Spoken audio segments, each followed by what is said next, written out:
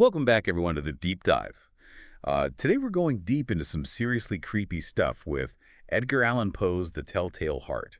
It's a classic for a reason, so are you ready to get a little spooked? Definitely. The Telltale Heart is, well, it's just one of those stories that it gets under your skin, and I think it really shows Poe's skill as a writer, Yeah. using such a simple idea like someone confessing to murder, but then he takes that and just dives into these deep, dark psychological themes. It's amazing. Yeah, you're right. It's like he throws us right into the mind of this guy, Hmm. the narrator. I mean, who insists he's not insane, but Yeah. then goes on and on about how he planned and killed an old man, and all because he was obsessed with the guy's eye. I mean, come on. Yeah, yeah. Yeah. That's the classic unreliable narrator right there.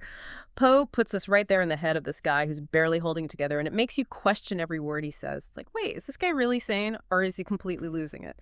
What do you think when you first meet this narrator? Do you believe him? No, not at all. I mean, the way he talks about the murder, it's like he's bragging, Yeah. almost proud of how clever he was. Yeah. It's seriously creepy. And it makes me think he's trying way too hard to convince us he's sane. It's Look, like maybe he's trying to convince himself, too. exactly. It's like he's protesting too much? And that just makes the whole thing even more unsettling. And there's a whole thing with the eye, the vulture eye, he calls it, turning it into this horrible, monstrous thing. I mean, that right there tells you something's not right in his head. He's twisting reality. Oh, and the way Poe describes that eye, Yeah. it's like something out of a nightmare. He writes, one of his eyes resembled that of a vulture, a pale blue eye with a film over it. Whenever it fell upon me, my blood ran cold. I mean, come on. That's just intense. You can almost feel how much the narrator's freaking out. Yeah. Poe is a master at setting the mood. He doesn't just tell you the narrator is scared, he makes you feel it. Yeah. And it's not just the imagery either, it's the sounds too. The creaking door, the old man's groan, all these little details building up the tension. It's like he's playing with your senses, pulling you into this world. And the crazy thing is how he uses silence, too. Those quiet moments are somehow even creepier than all the noises. That's because Poe knew how to use what's not there. Sometimes what you don't say or what you don't hear can be even more powerful than what is there. Those moments of silence, they make you wait for something bad to happen, and that's really effective. Yeah, you're always on the edge of your seat. Yeah. But you know what else is unsettling? The narrator's descent into madness. Hmm. I mean, the murder is one thing, but seeing him just completely unravel as the story goes on, that's just as fascinating. What do you think about that transformation? It's like watching a classic guilty conscience just eating away at someone. The narrator is trying so hard to justify what he did, trying to convince everyone and maybe himself that he's not crazy. But that just shows how badly the guilt is tearing him apart. It's like he's trying to run from his own shadow. Yeah. And it's ironic how all his careful planning, trying to cover his tracks perfectly actually leads to his downfall. He's so focused on hiding the body that he forgets about his own mind. You know? He forgets that guilt can eat you alive no matter what you do. Exactly. He's so worried about what people see on the outside that he forgets about what's happening inside. It's like a reminder that you can try to bury your emotions, but they always find a way to come out. And that all leads up to that crazy climax where the narrator just breaks down. He hears the old man's heart beating, even though he's dead, and confesses everything. It's so intense. So I have to ask, what do you think that beating heart symbolizes? It's a powerful symbol, that's for sure. I mean, on the surface, it's the old man's life, the life that the narrator took away. But I think it's more than that. It's the narrator's guilt, too. It's like that sound is his conscience just pounding in his ears, reminding him of what he did all the time. It's inescapable. It's like he got away with the murder, but at the same time, he's trapped. You know what I mean? Like, he can't escape what he did. Yeah, that's a great point. It's like his guilt turned into this hallucination. Like his mind is punishing him for what he did. Exactly. And it's interesting how Poe uses the heartbeat. It's such a basic sound. It's life. And the narrator took a life, and now it's like he's haunted by that very sound. It makes you think about how people thought about mental illness back then. When Poe was writing, madness was like this supernatural thing, Yeah. A curse or something. But in this story, it feels different. Like Poe's trying to show us that madness can come from inside, from guilt and all the stuff going on in your head. Yeah, that's a really good point. It's like Poe is saying that madness isn't something separate from us. It's a part of us. It can come from the choices we make. And it's not just the narrator who's messed up. Mm. As readers, we're trying to figure out what's real too. Are we hearing the heartbeat with him? Or is it all in his head? Poe keeps you guessing the whole time. He's playing with us. Yeah. One minute you think the narrator is totally crazy, and then the next minute you're like, wait, am I crazy too? It's brilliant. Yeah. Keeps you hooked. Oh, yeah, definitely. But did you notice how the whole story happens in one night? It's like Poe is squeezing time, making us feel trapped with the narrator as he gets more and more anxious. You're right. The short time frame makes everything more intense. Like we're right there with him as he falls apart. And then there's that scene with the police. He thinks he's gotten away with it, but he just can't keep it together. It's almost like he wants to get caught, like confessing is the only way to make the heartbeat stop. Yeah. There's definitely some self-sabotage going on there. He planned everything so carefully, but deep down, I think he wanted to be punished. He needed to get it off his chest. It really makes you think about how powerful our minds are. You know, we think we're in control, but sometimes there are things going on inside us that we can't control. And those things can really screw things up. Absolutely.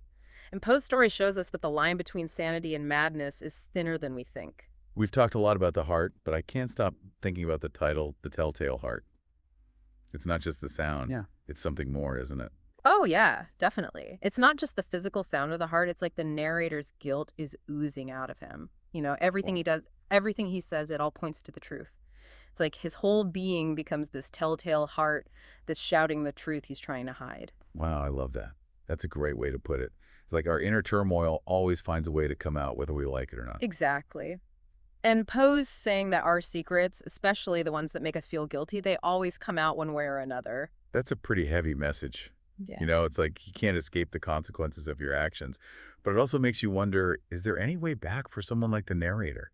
Can you ever find peace when you're carrying that much guilt?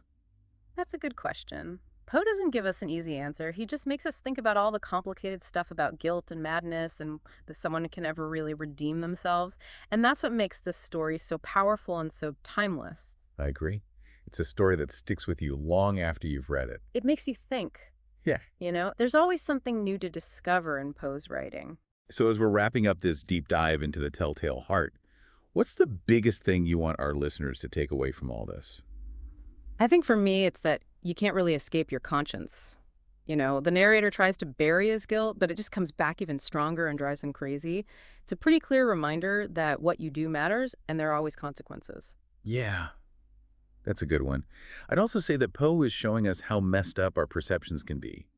The narrator tries so hard to control the story and make us think he's sane, but we can see right through him. It reminds us to be careful about what we believe and to question everything, be aware of our own biases and all that. That's so true, especially these days when we're getting information from everywhere.